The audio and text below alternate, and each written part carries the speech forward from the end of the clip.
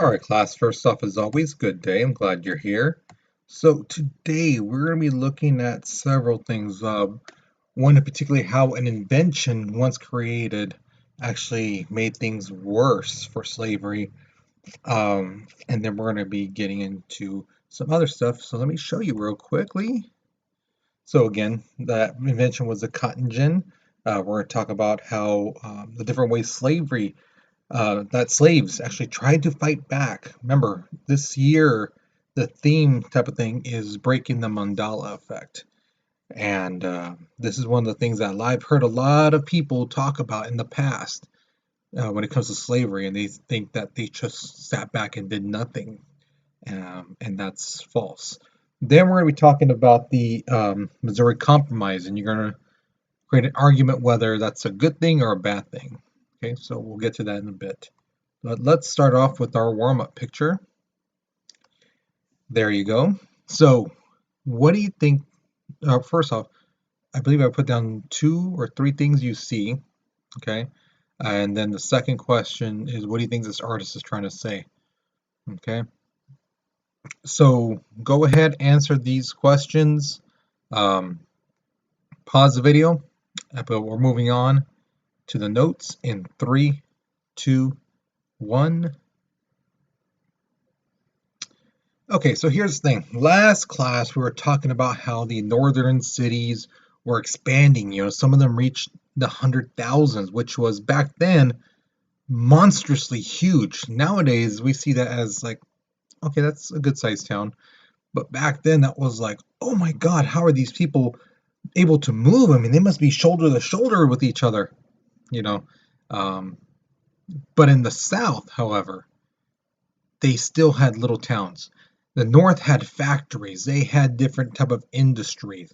The South really didn't have factories because factories, railroads, extra roads, that's going to take away land. And the thing is, they want land, as much land as possible, so they can grow crops. Okay. Now, in the South, the type of crops that they grew were like tobacco, they had rice, sugarcane was another big one, but cotton was the basically the thing to grow in the South. Thing is, in other parts of the world, they had like wool. They would get like sheeps and shave them and things like that, and they would use the fur from the sheep to make clothing. But the thing is, wool, if you've ever worn any, it's kind of itchy. And during the summer time, the hot season, even humid times, it can get pretty like, oh, gosh, kind of sticky and just feels just horrible. But cotton, however, cotton breathes.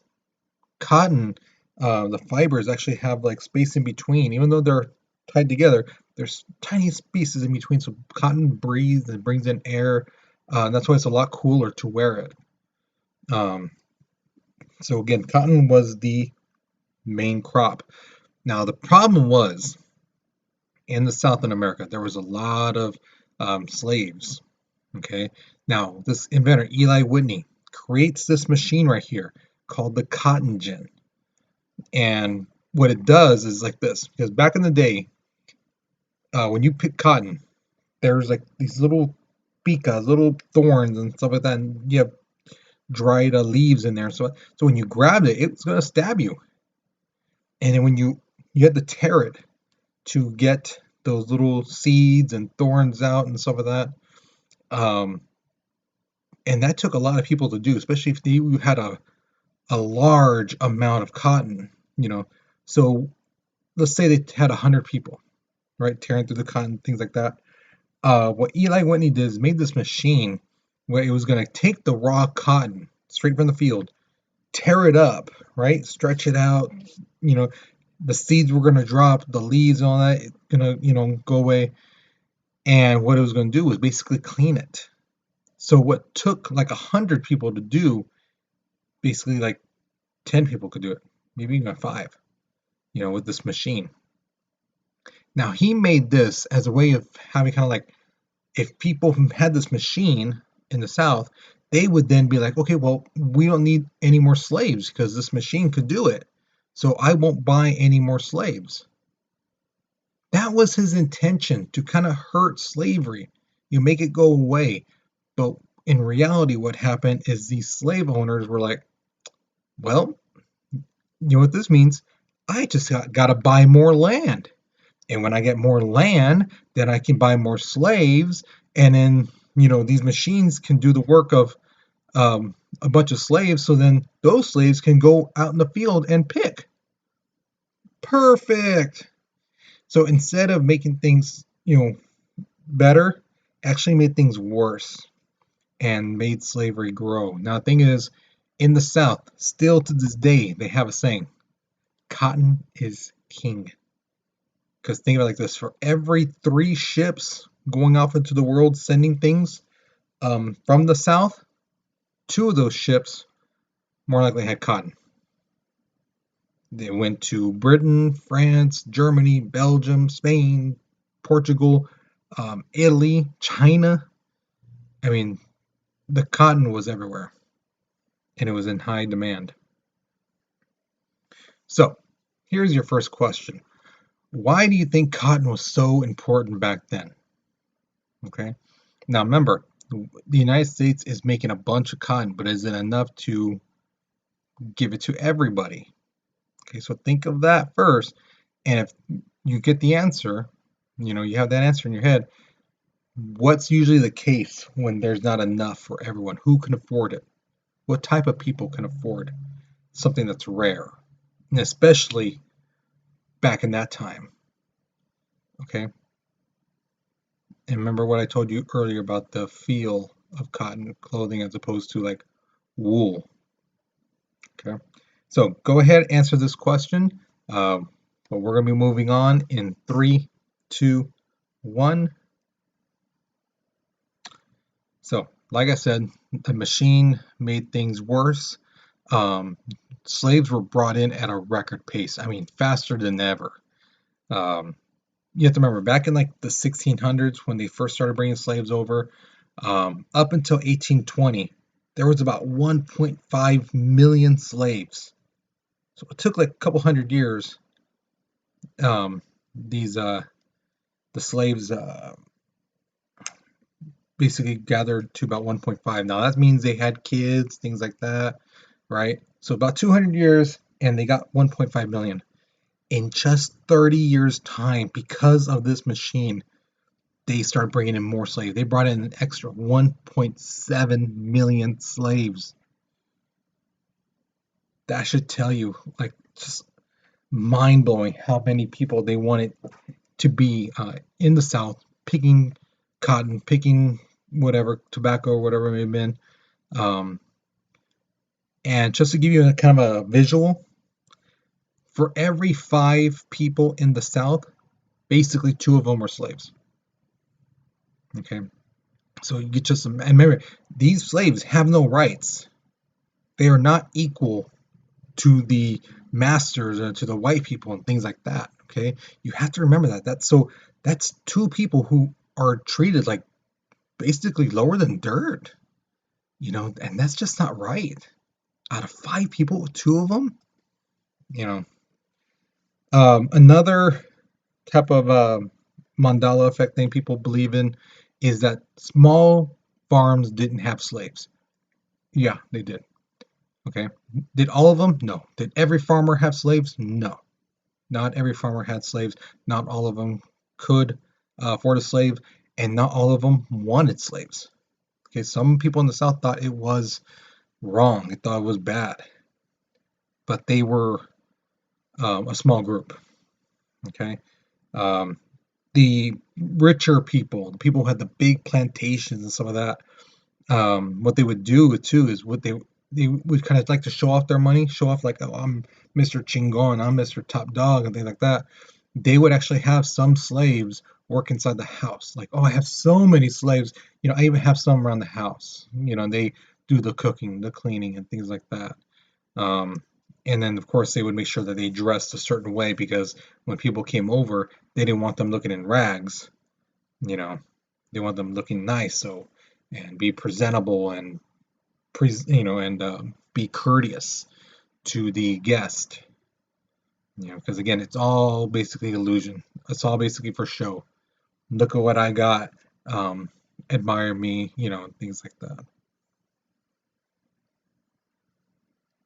Now I'm going to go over four different laws in the South.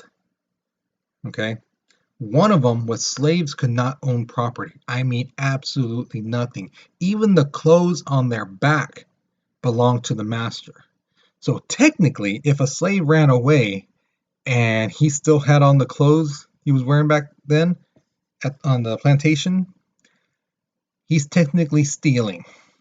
Okay, if they want to get, really, really, salty on that kind of stuff, yeah, they could say, oh, he stole the clothing. That was mine.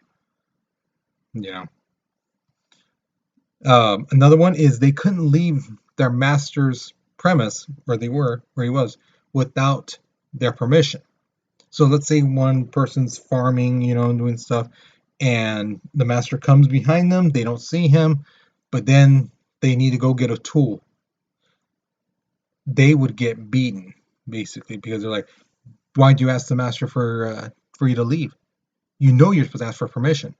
Well, I didn't see him. You should have looked. There's that kind of mentality. Now, if the guy left on their own, then it's okay, because they're the master's the one who left.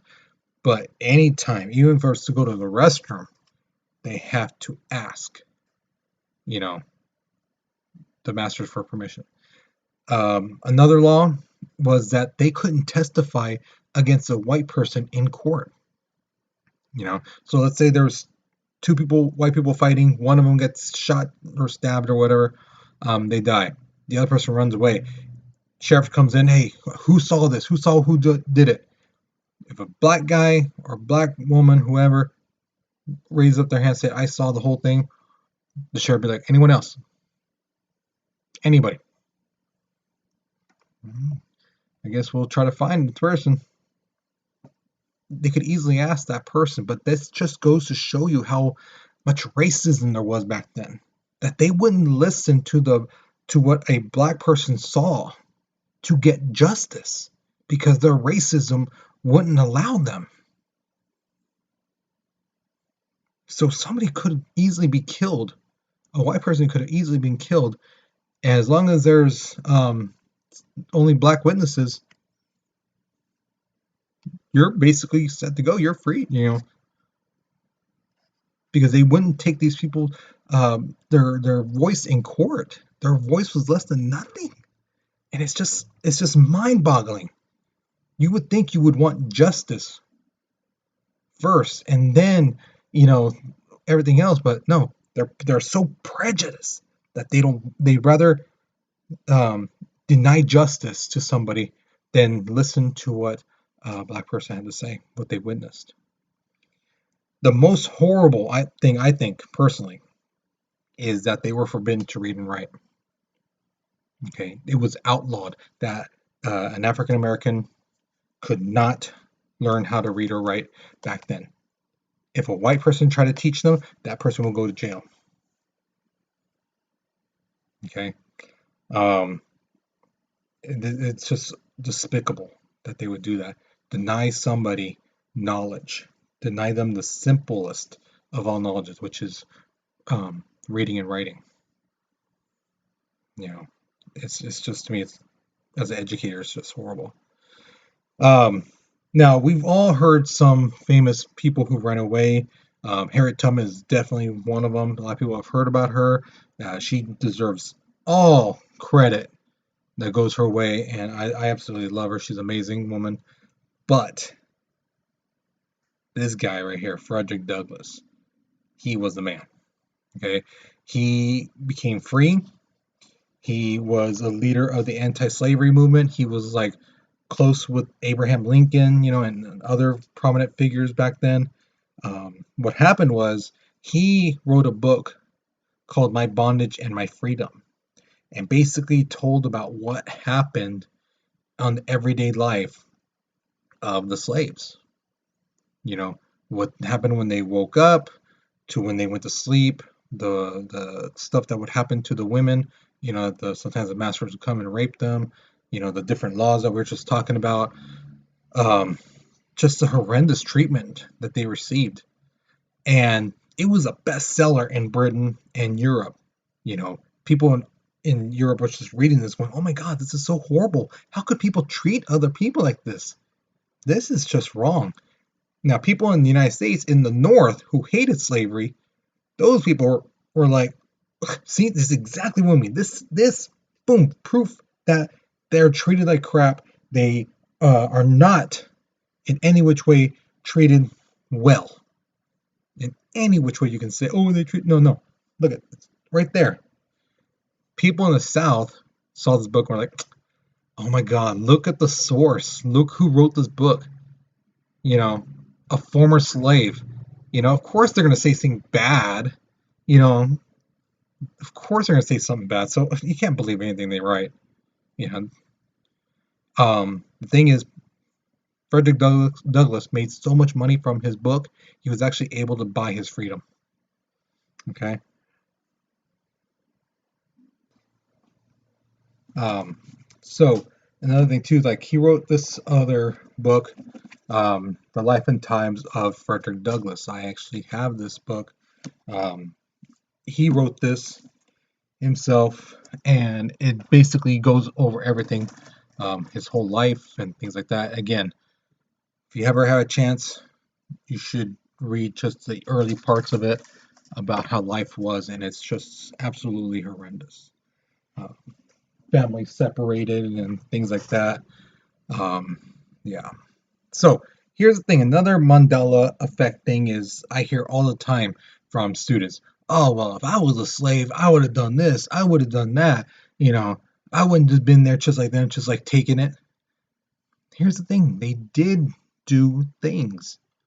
There were some slaves who fought back, but they fought back in their own ways. All right. One of the most popular ways was a thing called a slowdown. Okay, because the thing is, I don't know if you know this or not, but when it comes to agriculture, timing is almost everything. Okay, if you pick a fruit too early, it's not that great. The nutrients aren't there, and it's gonna taste nasty.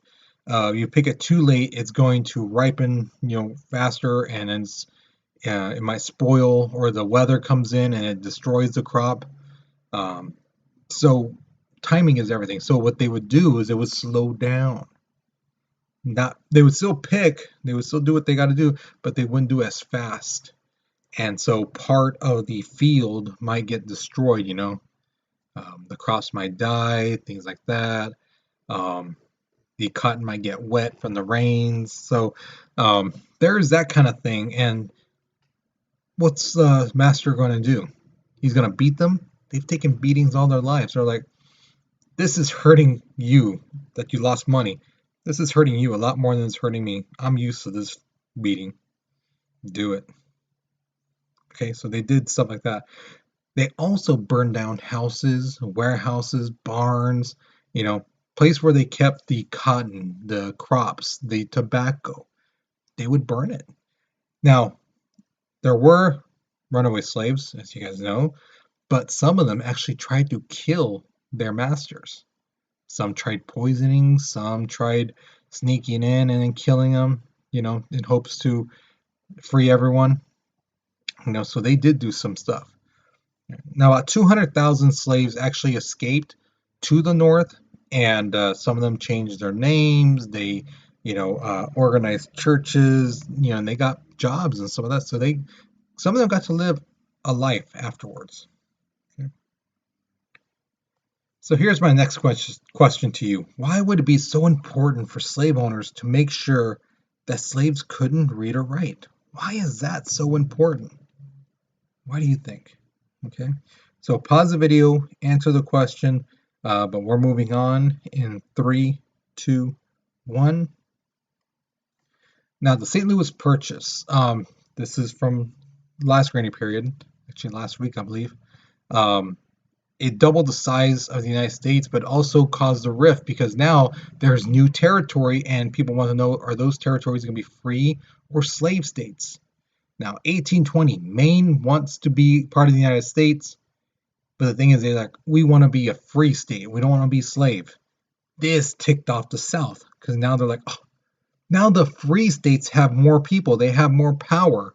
Oh, this is so horrible. Oh, this is so bad. We would call them snowflakes now. Okay.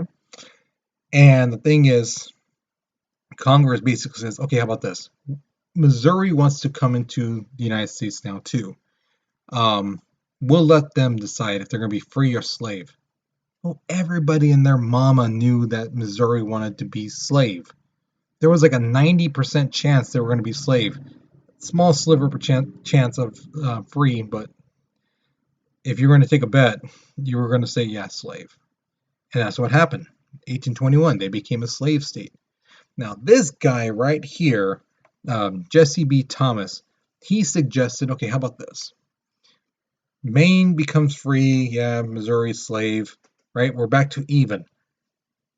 At the 3630 parallel line across the United States, everything south will be slave, but slave is going to be prohibited forever. Everything up north, free, and there'll be equal number of states. Well, to the slave people, the people who like slavery, the southern people, they heard the key words, two key words that just rang in their ear: slavery forever. Oh, they just like drooled over that. That's what they wanted to hear. That's what made them happy. But you're going to see right now, I'm going to show you something. So, let's see, there it is. All right. So again, Maine up here, where my little mouse is, okay? That became free state. Missouri, right here in the middle, became slave. So now there's equal number of states. The rest of this, as you can see, there's New Spain, which means it's Mexico at this time. Okay. That guy said at this 3630 parallel line right here, if that line keeps going, right, we'll be going through California, right, in the future, everything south of that is going to be free, or I'm sorry, slave, excuse me. Problem is, right here where my mouse is, that area below here, right there, up into that 36, line, all this area is going to be the United States. Down here is still Mexico. But look above that line. From this line right going over here. So from the 3630 line to where my mouse is right here, all the way across there, all the land up is going to be free. Everything down is going to be slave. So there's going to be a lot less slave land than free land. Okay. So that brings you to my question. Do you think the southern states would be okay with the northern states having more land, or do you think they're going to complain? Yeah, because we know in the future we get that land by the Rio Grande and going across to where California is, to the Pacific coast. That area of land is very short compared to the land that's up north, where it would be free states. And so that means they're going to have more land. Do you think the South is going to be like, well, we're fine because we're going to have equal amount of states? Or do you think that they're going to be complaining, going, oh, how come they got more land than us? So what do you believe? Okay, if you need to look at the map again, pause the video, go back, look at the map. Okay, if you don't, continue writing, but we're moving on in 3, 2, 1. So now we come to the exit ticket. So here's my question to you. Pick one of these three. How did the cotton gin make things worse for slavery? Right? How did it make things worse for the slaves and for the people fighting against slavery? Name 2 different ways slaves tried to get back at their owners. Okay, we went over that. And lastly, create an argument on whether the Missouri Compromise was a good thing or a bad thing, and why. Why do you think it was a good thing or bad thing? Okay. So once you answer that, you are done. Be sure you hit submit, okay? Because some of you guys tell me, oh, I turned in that assignment. I never got it. I mean, it's not on there. So be sure you hit submit. Be sure you turn that in, okay? But that's it, right? So you guys have a good day. You take care and you be safe. All right? See you guys later.